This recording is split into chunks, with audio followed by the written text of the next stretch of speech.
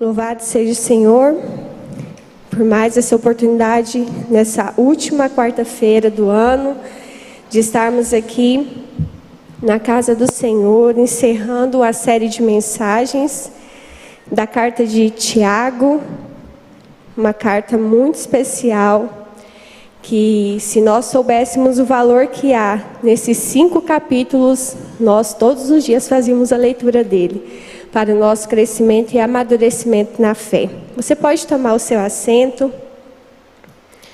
Tiago, capítulo 5.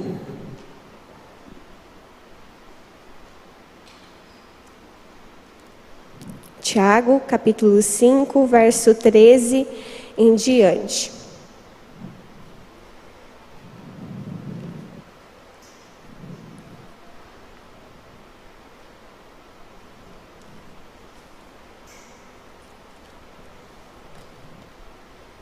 Amém? Todos acharam? Quem achou diz amém. Amém? Vamos lá. Alguém de vocês está sofrendo? Faça oração. Alguém está alegre? Cante louvores. Alguém de vocês está doente? Chame os presbíteros da igreja e estes façam oração sobre ele, ungindo-o com óleo em nome do Senhor. E a oração da fé salvará o enfermo, e o Senhor o levantará.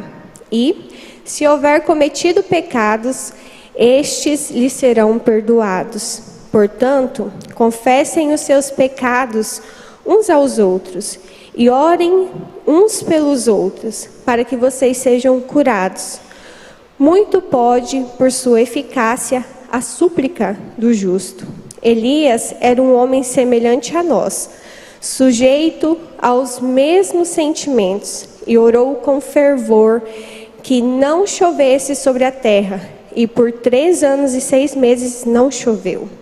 Depois orou de novo, e então o céu deu chuva, e a terra produziu seus frutos. Meus irmãos, se alguém entre vocês se desviar da verdade, e alguém o converter, saiba que aquele que converte o pecador do seu caminho errado, salvará da morte a alma dele e cobrirá uma multidão de pecados. E aqui Tiago encerra a sua carta àquela igreja. Meus irmãos, confesso que no momento em que estava preparando essa mensagem, eu quase desisti. Mas eu pensei assim, eu não vou desistir, porque esse tema falou muito ao meu coração, porque foi uma verdade que eu precisei viver nos últimos 2 meses, dentro da minha família. Que foi a importância da oração, para que você possa estar fortalecido para os momentos mais difíceis que você possa fazer ou passar. Charles Spurgeon, eu gostaria de começar essa mensagem para você com a citação do grande pregador, o príncipe dos pregadores, aonde ele diz assim: ore até que consiga orar, e não abandone a oração porque você não consegue orar. Ore para que seja ajudado a orar. Ele mostra para nós que em todo momento é constante a nossa busca, para que possamos alcançar um nível ainda maior no nosso relacionamento com Deus. Se você não sabe orar, ore a Deus pedindo que te ajude. Se você não ora do jeito que você gostaria de orar, peça a Deus que te ajude a orar da forma que você gostaria. Ele demonstra para nós que esse relacionamento de oração, de busca, de relacionamento com Deus, ele é constante. E ele sempre vai nos levar a viver um processo de busca, vamos dizer assim, incessante pela presença de Deus. Nós nunca deixaremos, se estivermos focados no propósito de Deus, de buscarmos esse aprofundar no relacionamento com Ele. E uma das formas que Deus deixou isso para nós foi através da oração. Ele nos deixa uma chave muito preciosa e que sem ela você não conseguirá alcançar os níveis mais elevados da sua vida cristã. Tiago aqui ele demonstra aquela igreja que eles precisavam, apesar de já serem convertidos ao cristianismo, apesar de já tentarem praticar coisas que diziam respeito ao cristianismo, eles estavam precisando se voltar ainda mais para o princípio da oração. Ele começa falando da oração em sua carta e encerra também falando da oração. Um dos comentaristas diz assim, que a carta de Tiago é como se ele colocasse os olhos fitos em alguém e gritasse: é urgente o que eu tenho para te falar. É importantíssimo que você escute essas verdades e as pratique para que você possa se aprofundar no que a palavra tem para a sua vida.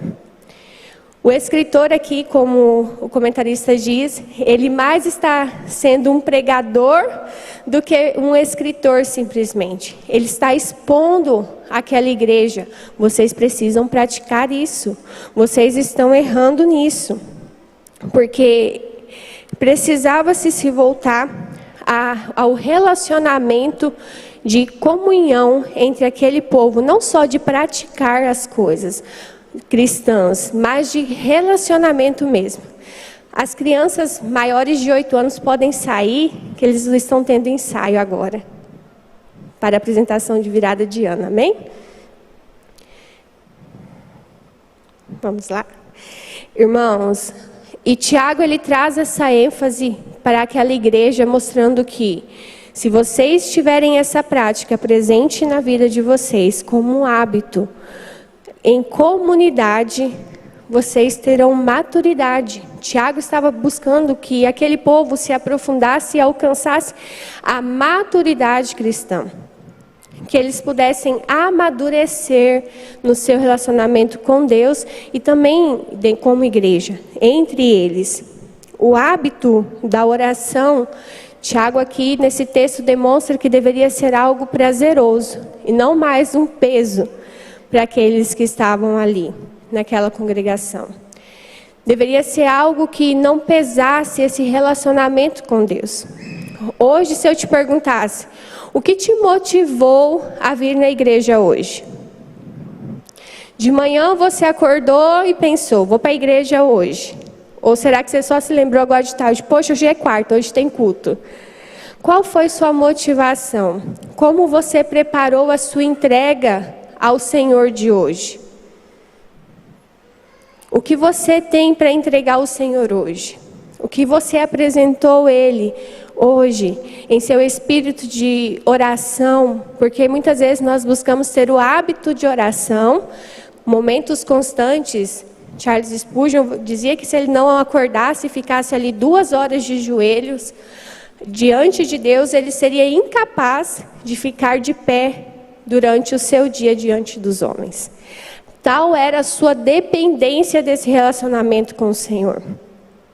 E nós, como tem sido a nossa dependência desse Deus, a quem nós viemos aqui nessa noite entregar um louvor e também receber um direcionamento.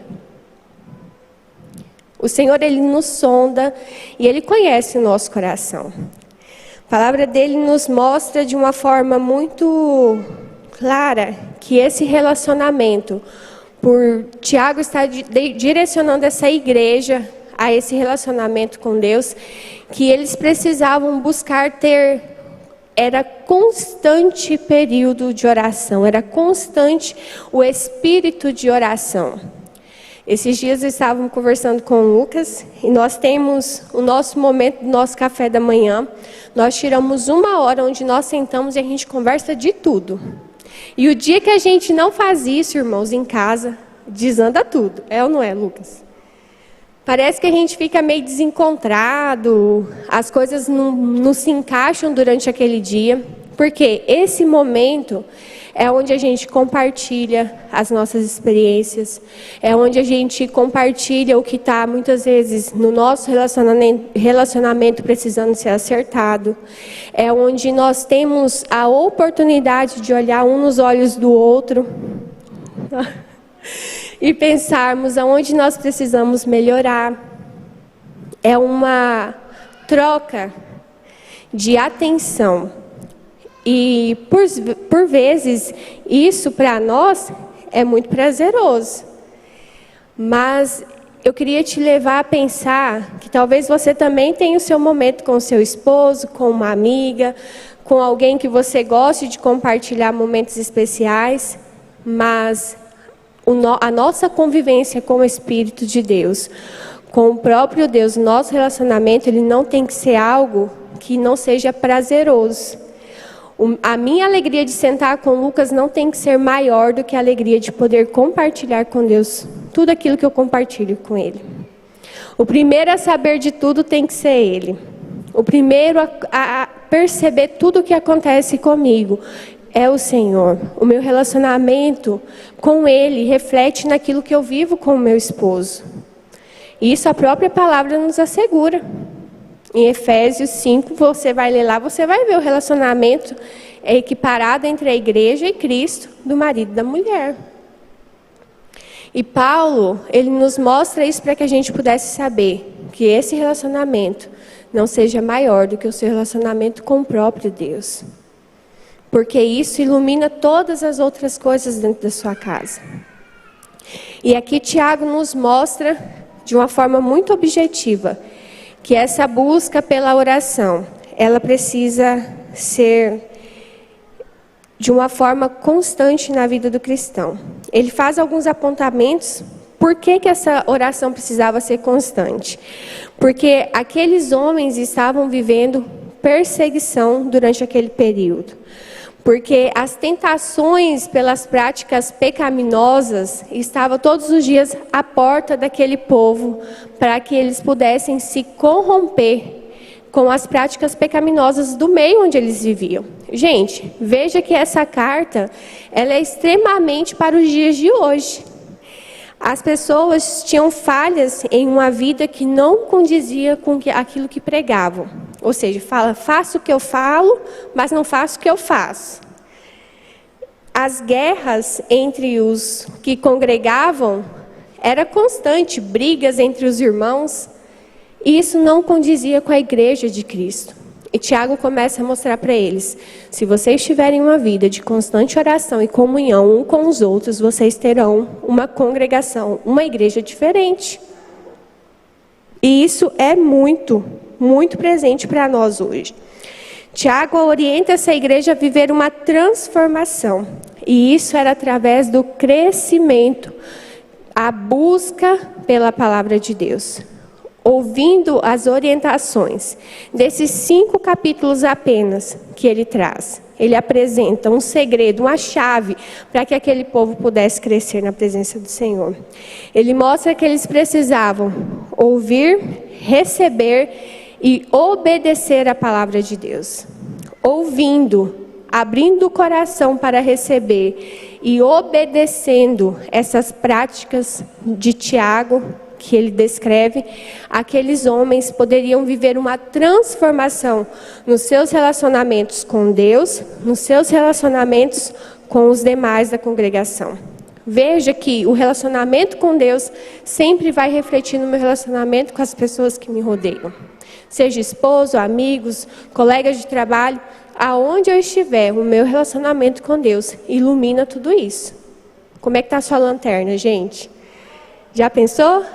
O que tem iluminado a sua vida de relacionamentos? Como está acesa essa luz que ilumina tudo isso? Quais são os óculos que você tem olhado para as pessoas? A sua ótica tem sido uma ótica limpa, pura pela palavra de Deus, pela busca desse relacionamento com Ele? A palavra do Senhor nos mostra que quando eu chego perto do Senhor, Ele é como se nós nos achegássemos a um espelho, onde a glória dEle refletida em nós ilumina tudo. Já imaginou isso, gente? Isso é lindo demais. A gente deixa de pensar nisso. É lindo o que Deus faz com a gente. A forma como Ele se relaciona com a gente. Nós perdemos essa oportunidade por coisas que são extremamente desnecessárias da nossa vida. Perdemos a oportunidade de nos relacionarmos com Ele, por causa de pessoas, ou por causa de que eu não sou motivado, ou porque as pessoas não me ajudam. E eu quero te dizer que tudo isso depende de você. O seu relacionamento com Deus é seu relacionamento com Ele. Não há ninguém que vai te conduzir a viver isso senão você. Eu posso tentar inculcar na sua cabeça isso, mas se você não se abrir, não quiser ouvir, obedecer essa palavra, não vai adiantar.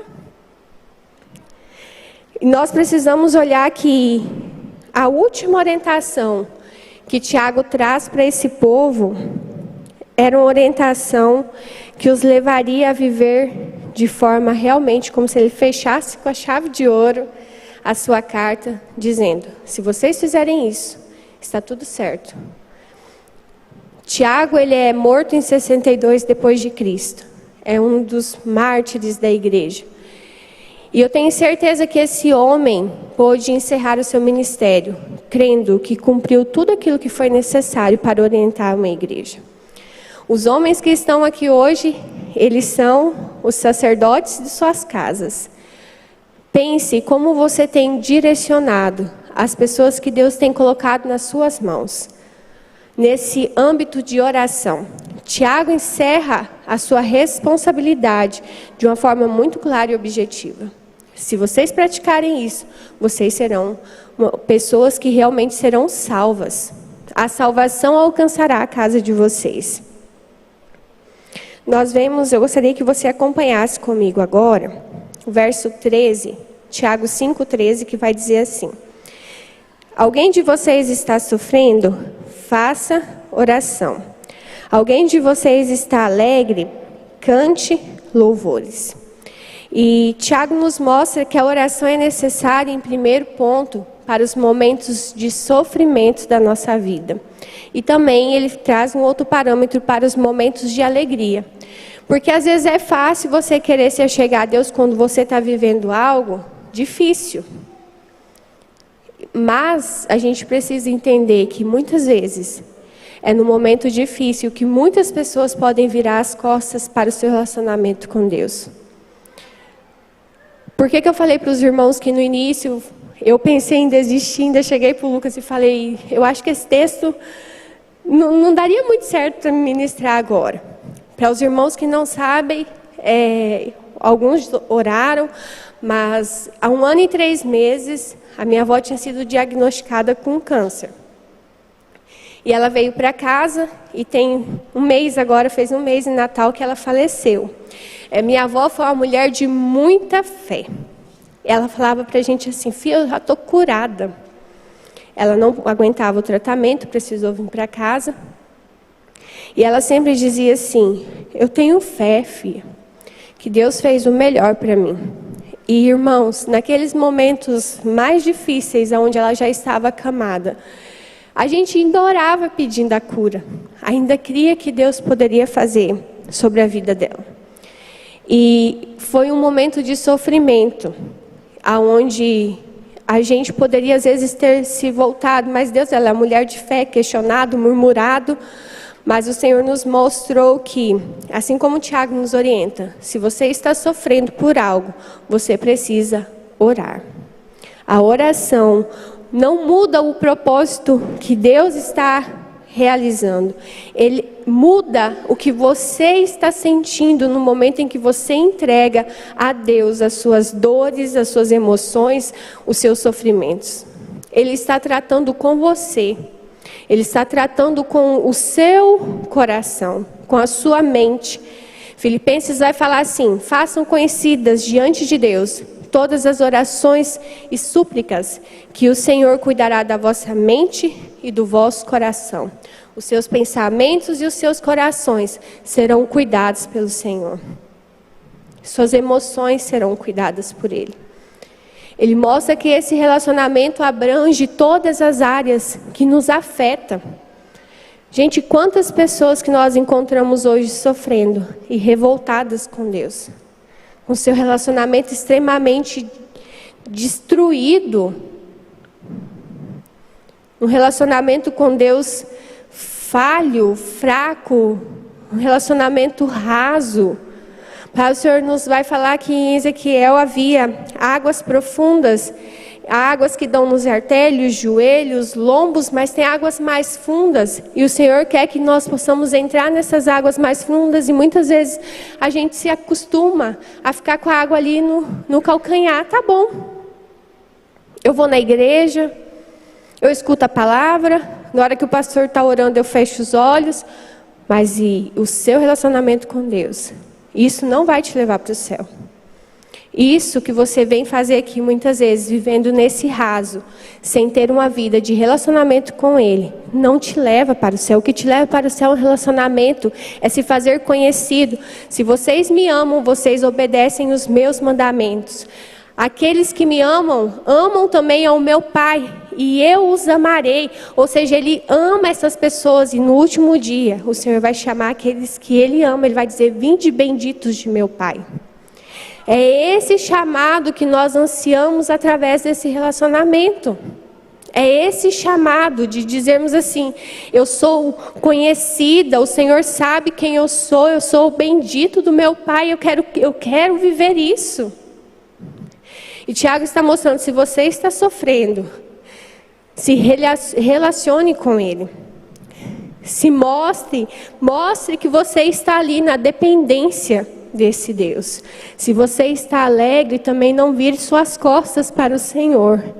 Que o seu contentamento seja tão grande que você reconheça quem é o autor desse contentamento, dessa alegria. Ore em gratidão. Nós temos tantos modelos de gratidão que a gente pode fazer. Nós ensinamos as crianças no último mês sobre contentamento, sobre gratidão a Deus. Quantas coisas que a gente pode semear o coração delas sobre isso. E a gente precisa entender que a oração, ela é necessária para os momentos de sofrimento. E ela também é necessária para os momentos onde nós ou alguém à nossa volta é acometida por uma enfermidade. E aqui Tiago está falando de uma enfermidade realmente física, onde essas pessoas precisam de ajuda. E aqui há algo muito importante que Tiago demonstra, que as autoridades da igreja, que naquela época os presbíteros, tanto que na carta de Timóteo, ele coloca os presbíteros, os bispos, na mesma forma de exigência que se tinha para exercer esse cargo, porque os presbíteros eram como os pastores daquela igreja. Nós temos, onde estão os presbíteros? O Cleito está ali. Nós temos, o tio Miro está ali. Nós temos presbíteros que são homens que são direcionados por Deus. E que nós precisamos entender que o Senhor derramou sobre eles a autoridade para a oração, para que possam estender as mãos sobre nossas vidas, para que possam orar por nós nos momentos de enfermidade, dificuldade, ou o que nós passarmos. Nós temos que saber que nós temos que contar com essas pessoas. Aqui Tiago vai dizer assim, verso 14: alguém de vocês está doente? Chame os presbíteros da igreja, e estes façam oração sobre ele, ungindo-o com óleo em nome do Senhor. E a oração da fé salvará o enfermo, e o Senhor o levantará. E se houver cometido pecados, estes lhe serão perdoados. E aqui Tiago relembra também aquela passagem onde um jovem, um homem cego de nascença se aproxima de Jesus e os seus discípulos perguntam: mestre, quem pecou? Porque naquela época era muito comum eles associarem que se alguém estava doente, é porque essa pessoa tinha algum tipo de pecado ali sobre sua vida. Quando uma mulher não podia ter filhos, ela era considerada uma mulher que Deus havia amaldiçoado. Por isso Ana ora com tanto fervor, pedindo a Deus que concedesse a ela também um filho. Era comum que, se algo no âmbito físico, de saúde, não acontecesse, que eles atribuíssem isso a pecados que não eram revelados. E aqui nós vemos que Tiago mostra o poder da oração. Chamem pessoas que podem te ajudar, pessoas que são separadas para essa ajuda. E que esses homens, que ali descrito era os presbíteros, eles estenderão a mão sobre vocês. E a oração da fé. Aqueles homens eram movidos por fé. A oração da fé, a fé que há neles de que vocês serão curados, a fé que há neles de que vocês receberão do Senhor a cura, alcançará a casa de vocês. E ali ele mostra que tome um posicionamento. Essa oração também é necessária para vocês. Reconheçam que vocês precisam uns dos outros para orar. Quando houver no meio de vocês alguém enfermo. E vamos falar, né, irmãos? É muito difícil a gente hoje querer muitas vezes pedir oração. Isso é uma prática que na minha época de criança era muito comum. A gente via muitas pessoas trazendo os papeizinhos pedindo oração. Hoje ainda tem. Mas as pessoas perderam esse costume. Quantas vezes você não passou por enfermidades e nem se lembrou de pedir uma oração? Quantas vezes você precisava de uma ajuda, de um conselho, que alguém só orasse por você e você não se lembrou? Que há pessoas dentro dessa congregação, irmãos, nós precisamos olhar para cá como um lugar onde nós somos família. Assim como Tiago confronta aquela igreja, vivam, confessem, falem uns com os outros, orem uns pelos outros. A gente também precisa viver, isso se aplica a nós. Isso é maravilhoso, viver em comunhão, ter essa oportunidade. E ele mostra que a oração com fé curará esses enfermos. Não deixe de buscar ajuda. Nós estamos encerrando o ano para iniciar um outro. A última quarta-feira, onde nós receberemos a unção com o óleo, teremos a oração feita sobre nossas vidas e crer que isso não é algo simplesmente um ritual que muitas vezes a gente acostuma passar aqui dentro, faz toda a diferença para nós. Crer que isso é um ato de fé, isso é algo que pode mudar a nossa vida. Nós precisamos que as coisas se transformem em nós, como o Tiago queria que aquilo mudasse no meio daquela congregação, através de um posicionamento diferente. Ao sair do seu lugar para receber uma oração, venha crendo no seu coração, que você pode receber essa mudança sobre sua vida. Verso 16 vai dizer assim: portanto, confessem os seus pecados uns aos outros e orem uns pelos outros, para que vocês sejam curados. Muito pode, por sua eficácia, a súplica de um justo. Muito pode. A súplica de um justo é eficaz, é transformador o que Deus faz por meio da comunhão. Gente, Deus trabalha no meio de muitos. Ele gosta disso. Eu vejo que o agir de Deus no meio de uma congregação que se coloca para viver um propósito juntos é diferente.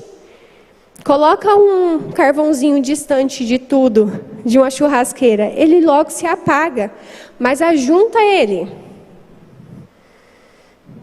Coloca ele junto para ver o que dá. É isso que ele está mostrando. Confessem seus pecados uns aos outros.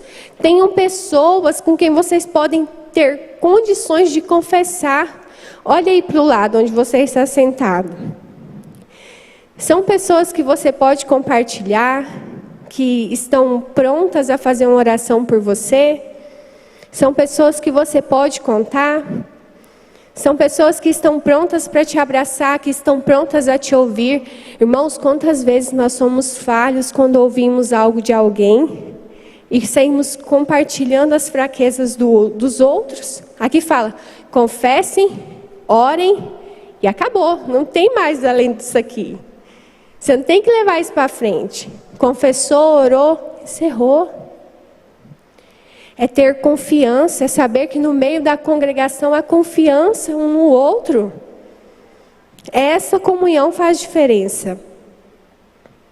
A oração, a motivação de saber que você pode se ajoelhar diante de Deus, falar com Ele, que Ele te ouve, trata você, é a mesma que deve ser quando alguém vem falar com você, porque às vezes esse relacionamento precisa ser direcionado. Você precisa falar, olha, eu oro assim, assim, assim com Deus. Você precisa ter confiança de demonstrar como você se relaciona com Deus, para que as pessoas possam falar, eu vou tentar desse jeito. Mas se você também não se relaciona com Deus, não tem como juntar um monte de brasinha para pegar fogo. Vão ficar tudo cinza por aí. E Deus não quer isso para nós. Deus quer que nós sejamos avivados, renovados, como diz o próprio nome da igreja. Há um renovo de Deus para nós, por meio da comunhão.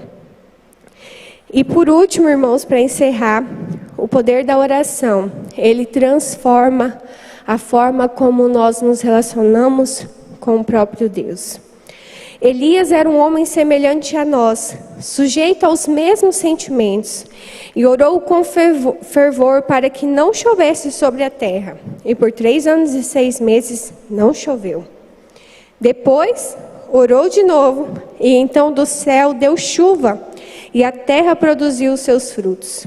Meus irmãos, se alguém entre vocês se desviar da verdade, e alguém o converter, saiba que aquele que converte o pecador do seu caminho errado, salvará da morte dele e cobrirá uma multidão de pecados. Nós vemos aqui que o Senhor nos orienta que, assim como Elias teve uma fé tamanha, que não a oração que ele professava, mas a oração a quem ele direcionava era tão eficaz, era tão certeira, que aquela pessoa com quem ele se relacionava poderia parar até mesmo o clima que ele estava vivendo. Até o que ele estava passando ali, na sua região, dizia respeito à confiança que ele tinha no próprio Deus. E ele está mostrando, se você tiver e olhar para o exemplo de um dos grandes profetas da palavra do Senhor, que teve várias fraquezas, que teve vários medos, incertezas, inseguranças, que teve uma depressão terrível, que se escondia, que corria muitas vezes de pessoas que queriam lhe fazer o mal, mas que ele se refugiava nesses momentos em Deus. Se vocês tiverem o mesmo relacionamento que esse homem, que assim como vocês, passou por várias coisas difíceis, mas nunca perdeu a sabedoria que vinha de Deus, de se relacionar com Ele, vocês poderão também ter as mesmas práticas de confiança em Deus. E assim como Elias, que conduziu, foi boca de Deus para muitos ali no seu tempo, vocês também serão. Vocês tirarão muitos desse império de trevas que hoje é muito real para nós. Que a sua fé, o que você professa para as pessoas lá fora, possa ser tão transformador, possa ser algo tão incrível, que as pessoas perguntem, o que tem de diferente em você? E você possa falar, em mim, eu sou somente mais um, mas eu sirvo um, que é único e que faz todas as coisas. Esse Deus soberano é que é a diferença que há em minha vida e que transforma toda e qualquer circunstância, por mais difícil que seja, através do meu relacionamento com Ele. Irmãos, eu gostaria de encerrar dizendo a vocês que quando nós entendemos que na nossa vida tudo passa, tudo muda constantemente, mas uma coisa deve sempre mudar para melhor é o nosso relacionamento com Deus. Porque, por mais difícil que seja a circunstância que nós estivermos passando, nós precisamos nos lembrar das pessoas que entenderam que, independente do que elas precisassem viver, se a presença de Deus estivesse sobre as suas vidas, os direcionando, eles teriam sucesso no que eles fizessem. E esse sucesso não é um sucesso que muitos pregam, mas é um sucesso de uma caminhada cristã que te conduz a, no último dia, ser chamado: vinde benditos de meu Pai. Esse é o seu maior sucesso. Esse é a sua maior conquista como cristão. Essa é a sua maior conquista. Eu gostaria que você se colocasse de pé nesse momento.